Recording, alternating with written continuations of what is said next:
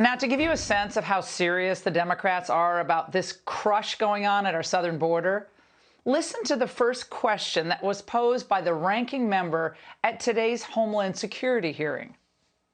The homeland threat picture has shifted dramatically from foreign terrorists to domestic terrorists, and particularly racially motivated violent extremists who present the most lethal threat to the homeland.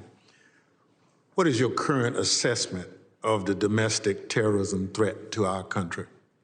Mr. Chairman, it is our assessment that domestic violent extremism poses the greatest terrorism-related threat to our homeland. Okay. Translation.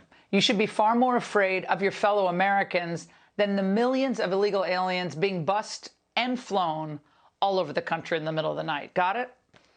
Of course, we all know that under Biden, DHS Secretary Alejandro Mayorkas, he's not really in charge of the southern border. As a practical matter, the Mexican drug syndicates are. Millions of illegals have already crossed our border since Biden came into office.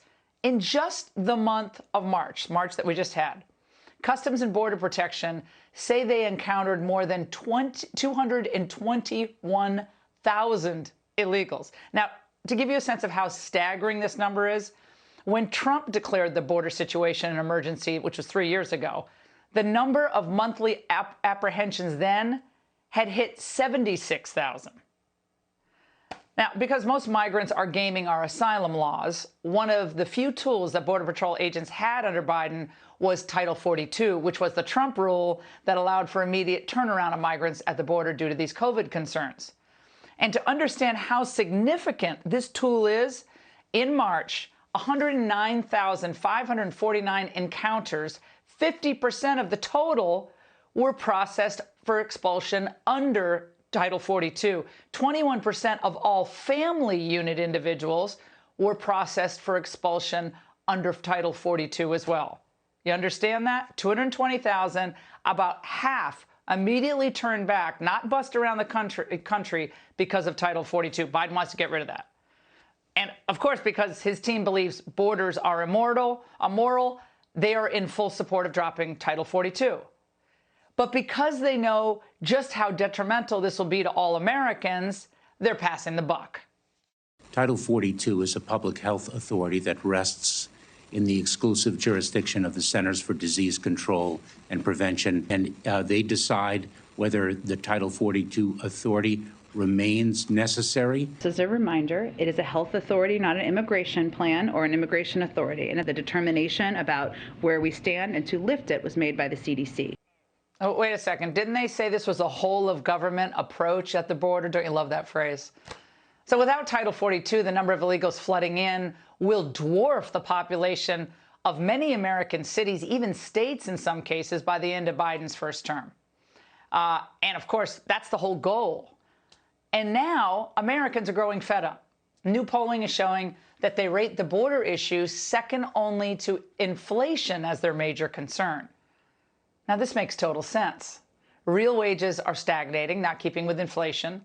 So many other problems are exacerbated by the open border. Crime, local budgets are being pressed, the drug epidemic. Now, understand this. More than 106,000 Americans died from overdoses from November 2020 to November 2021. Simply put, by refusing to do all that is necessary at the border, Biden is allowing China, through Mexico, to kill us with fentanyl. They say Devin and a friend bought what they thought was Percocet from a drug dealer on Snapchat. It's like a hole in your heart, and there's really no way to fill that void. The Norings say the pill Devin took turned out to be 100% fentanyl. Trump, of course, predicted all this chaos would happen. So in the end, you're either a president who believes in borders or you're not.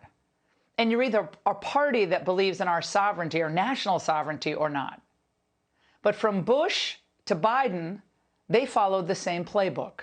It is neither wise nor realistic to round up millions of people, many with deep roots in the United States, and send them across the border.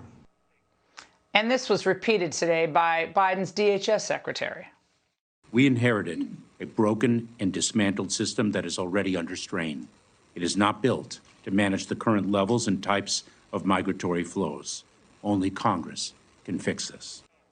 So after none of them were serious about enforcing existing laws on enforcement and removal, and after none of them pushed to tighten up the asylum rules, and in Biden's case, dropping Title 42, of course, migrants are going to rush the border.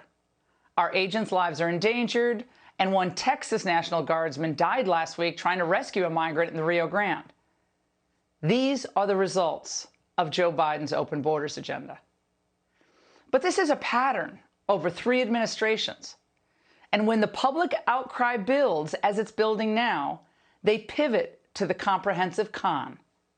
We need to resolve the status of the illegal immigrants who are already in our country so that you can pass and I can sign comprehensive immigration reform into law.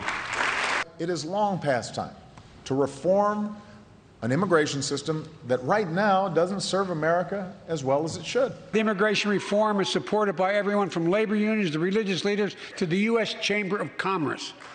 Let's get it done once and for all. But remember, it's not amnesty. No. There are going to be many hoops that illegal immigrants will have to jump through. We promise.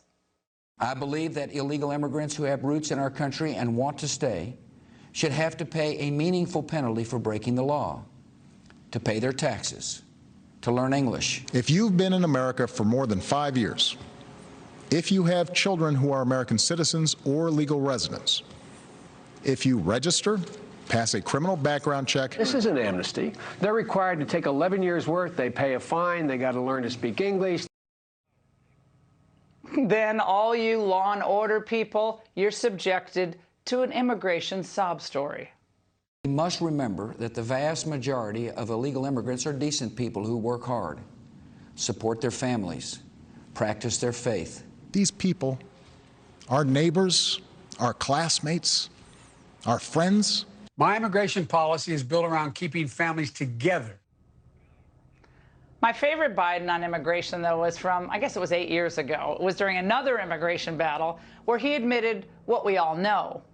They don't really think American citizenship is all that special. You know, 11 million people living in the shadows, I believe they're already American citizens. Yes, he said that.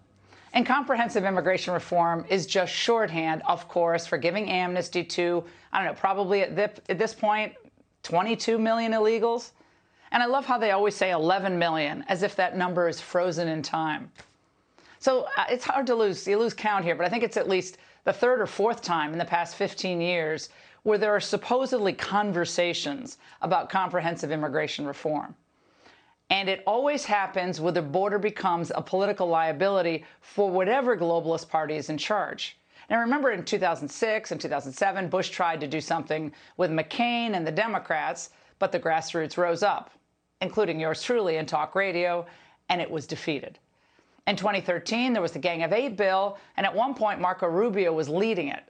He was operating in good faith, I think. He was new to the Senate. He smartly stepped away from it. Well, that went down in flames as well. And now, I guess, they're trying to do it all over again. But smart conservatives know that the promise of enforcement never comes. Smart conservatives know that they start talking about technology when they do that. Well, they're going to install the stuff at the border, drones. They're not serious at all. They'll get better video, maybe, of thousands of people crossing. That's about it. The fact is, we have a lot of politicians in office who think that enforcing the border is a moral crime.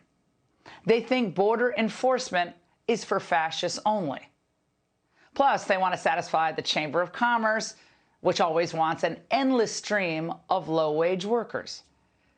The only way we can have a deal is if a serious enforcement president is in charge. And of course, when we had that and President Trump finally got better control of the border with new policies, the Democrats didn't want to do a deal. That tells you everything you need to know. And when a Republican is in office again, we will enforce the border. The Trump Remain in Mexico policy worked.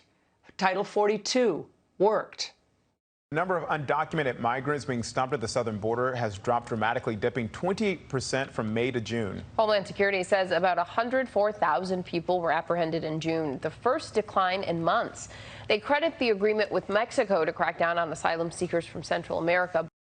That was because of a deal between the Trump administration and Mexico. Now, going forward, we should just assume that when Democrats are in charge, we're going to have open borders. Agreeing to any deal with them in charge would be like agreeing to, a political extortion scheme. And in the end, would be worse, not better off. So put the pressure on. If Senators Tester in Montana, Cortez Masto in Nevada, Kelly in Arizona, Hassan in New Hampshire says, oh, we support comprehensive immigration reform, just vote them out. Don't fall for the con. And that's the angle. Hey, Sean Hannity here. Hey, click here to subscribe to Fox News YouTube page and catch our hottest interviews and most compelling analysis. You will not get it anywhere else.